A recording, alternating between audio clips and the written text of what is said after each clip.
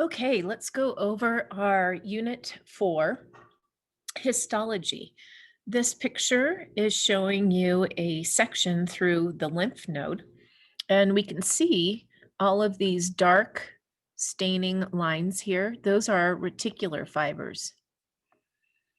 And all these cells that you're seeing, these little dots here, those are lymphocytes. So we would have T cells and B cells, and obviously this is part of our immune system. What class of tissue is reticular tissue? It's connective tissue, obviously, and the T cells and B cells are part of your immune system, as I said. T cells are your cellular immunity, and your B cells are going to be part of your humoral immunity. This is a section through your larynx, and we can see the vestibular fold here, part of your false vocal cord. And the epithelial tissue that is seen in this slide, you can barely make out all of these tiny little hairs here.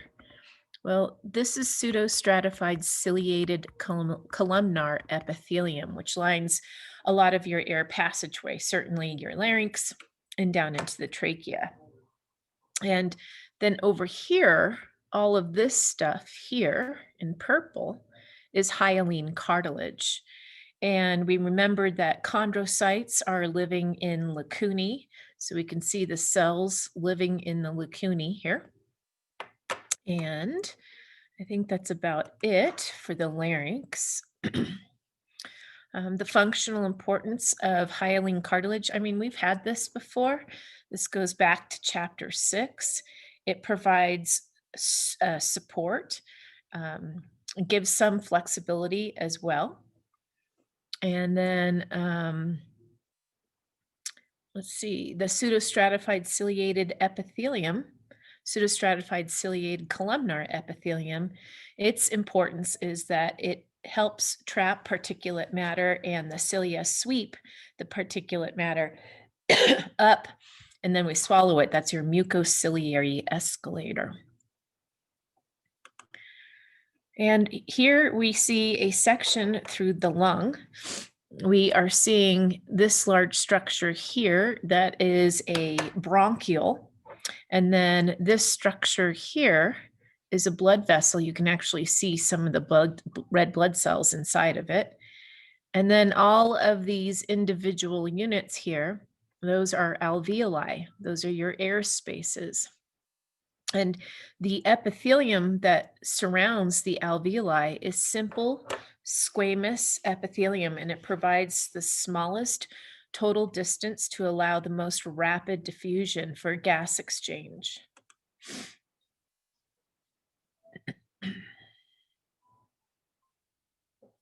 And the components of the respiratory membrane, there are 3 parts to the respiratory membrane. There is the simple squamous endothelium from a blood vessel, then the simple squamous epithelium from the adjacent alveolus, and then fused in between the two would be the basement membrane. You could certainly find this in your respiratory chapter. Here we see our pseudostratified ciliated columnar epithelium. Again, this would line our larynx and trachea, and we can see all the little tiny cilia. And we also see that these cells, we see some goblet cells here, and they look like wine glasses with stems. And the goblet cells are the ones that are making mucus. And again, that mucus helps trap particulate matter. And then the cilia from the cells help sweep it superiorly so that we swallow it.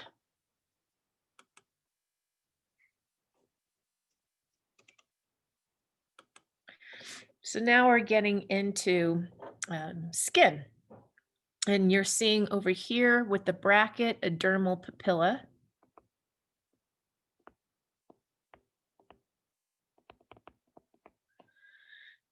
And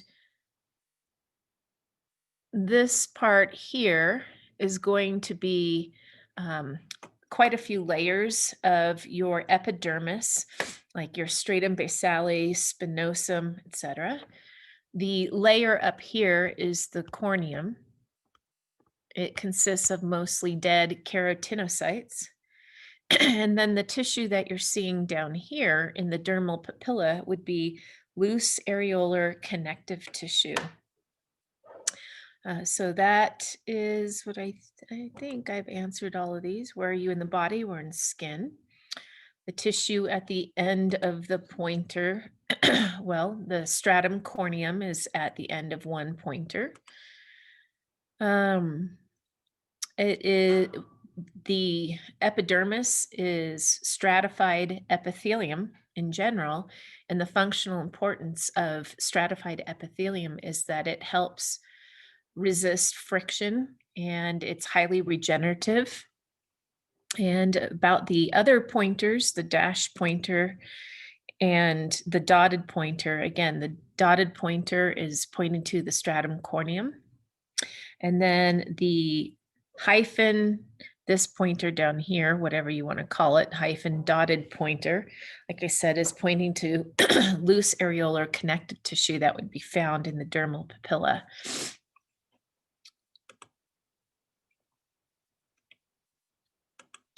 We're still in the skin, and we're in the palm of the hand or on the soles of the foot, because I can see right here this translucent looking layer of the epidermis called the stratum lucidum.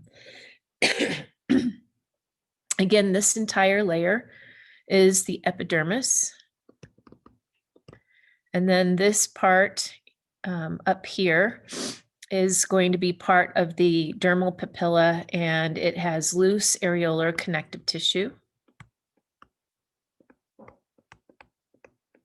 And then down here, we're getting into both B and C are showing you the dermis, of course. But down here for letter C, we're seeing the deeper part of the dermis.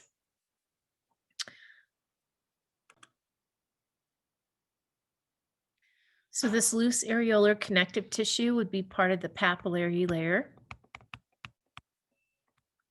And then down here where we have dense irregular connective tissue, this is the reticular layer.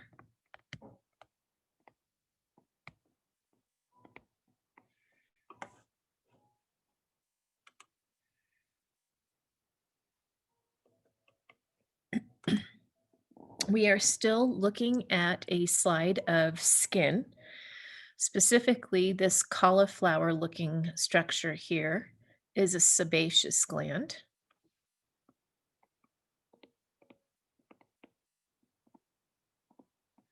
This feathery-looking thing here that actually has a whole bunch of smooth muscle cells in it, that's the erector pili muscle.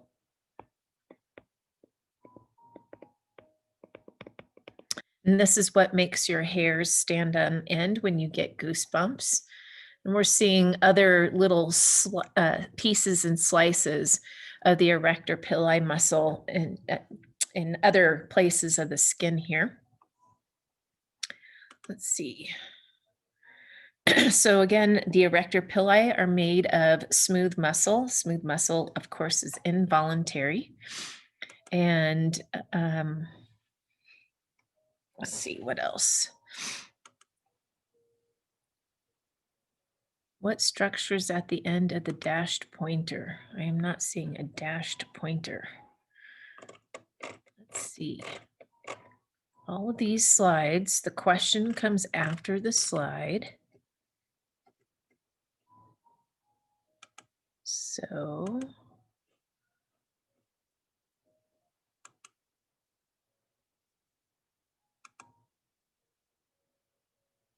I'm not sure where this is the dashed pointer or not, but the pointer itself is pointing to the sebaceous gland, of course.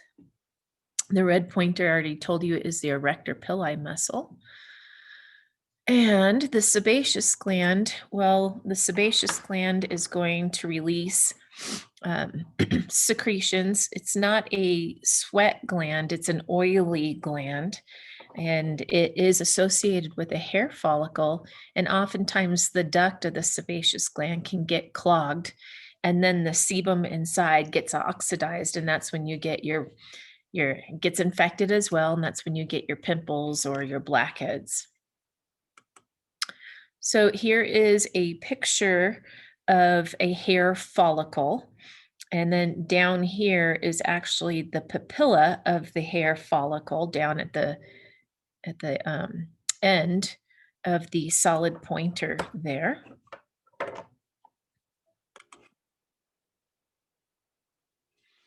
And then here, this part, this arrow is pointing to the cortex.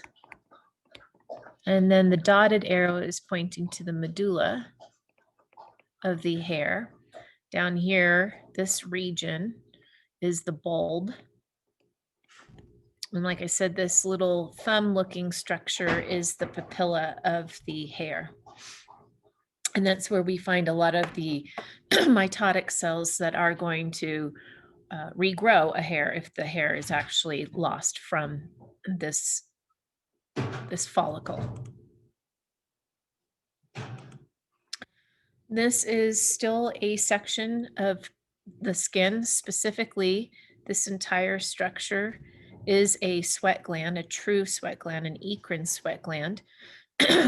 We can see that all the tubules, all the ducts of the sweat gland are all coiled up, and we've sliced through it. It's a lot like if we were looking at a nest of snakes and they'd be all coiled up and we cut through them. We would have some of the snakes we would have cut longitudinally, some we would have cut transversely. We would get oblique sections through some of them, and that's what we're seeing here with this sweat gland. Down here, we're seeing the hypodermis.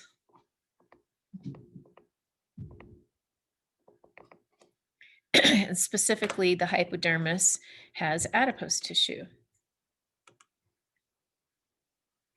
The hypodermis is technically not part of the integument system, but we do learn about it at the same time when we learn about the integument system because of its close proximity. So these are, again, showing you sections through skin. Specifically, letter A is showing you the stratum corneum. Again, it's a very thick layer, and it would be consisting of dead keratinocytes. This slide is taken from either the palm of the hand or the foot because we can see the stratum lucidum here. And then we are seeing a more up close picture of this. We're seeing the stratum corneum again for the yellow arrow. And then we're seeing the stratum lucidum. And then we're starting to see these deeper layers here. We think of basale and the granulosum and the spinosum as well.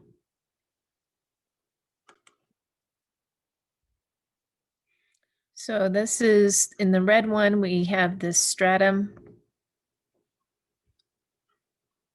granulosum. And then the black layer here is showing you the stratum spinosum. And then the basale would be this most bottom layer here. The arrows are pointing again to those dermal papillae, and we can see dermal capillary beds. That's basically what those arrows are pointing to. Yep, dermal papillae. Okay, so they're pointing at capillary beds, and that's why they bleed when you get a paper cut. Now we're finally out of the skin, and we're looking at a picture of the thyroid gland, and we're seeing the repeating circular structures, which are follicles. And of course, the cells that line them are follicular cells. And then the cells that are in between the follicles are called parafollicular cells.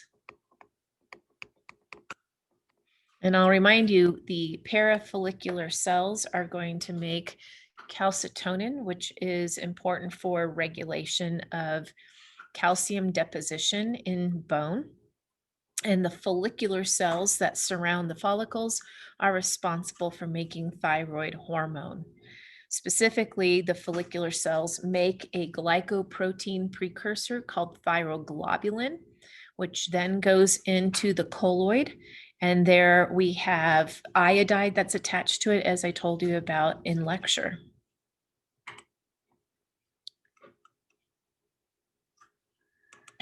Okay, now we're in a different endocrine gland. Specifically, we're in the pancreas.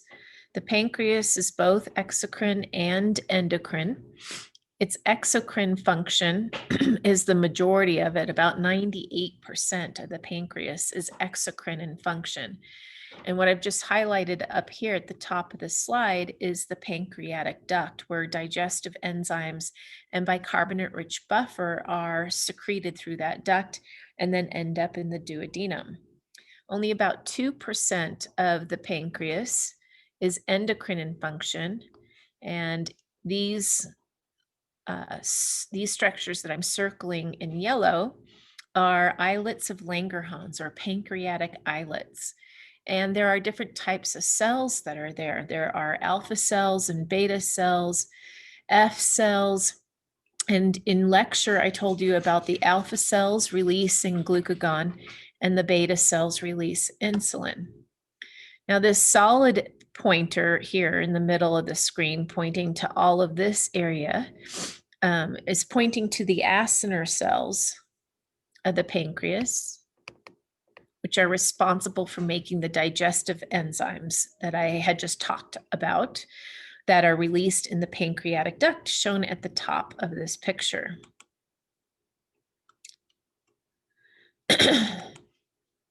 And now we're looking at a tongue, and on the sides of these tongue papillae are taste buds. So all of these structures that I'm circling here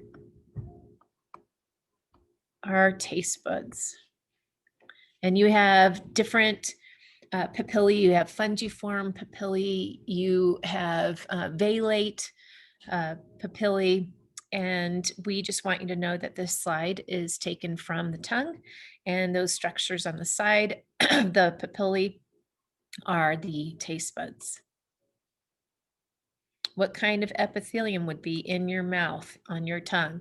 Clearly, you can see lots of layers of epithelium. It is stratified epithelium. And again, the purpose of that is to withstand a lot of frictional rub.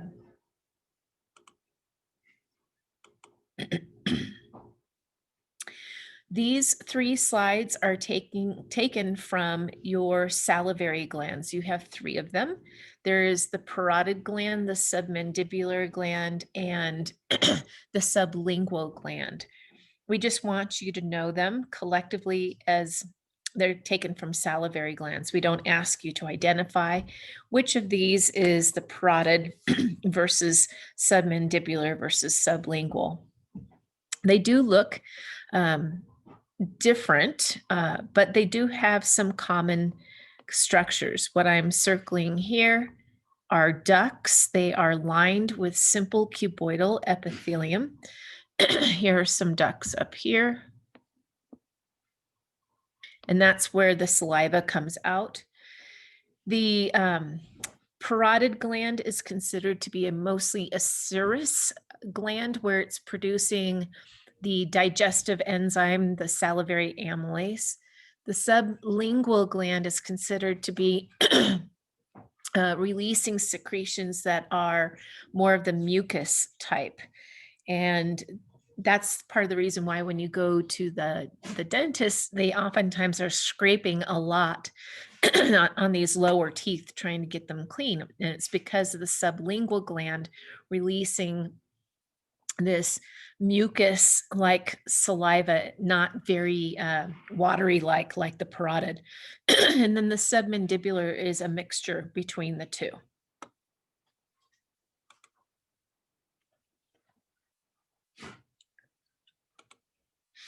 So it says, again, we don't ask you to tell us which one is which, but we have parotid, then we have sublingual, and we have submandibular.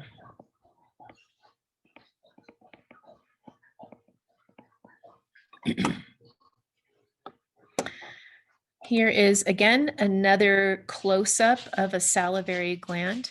Again, here is the duct that the saliva and the other secretions would be coming through. It is lined with simple cuboidal epithelium.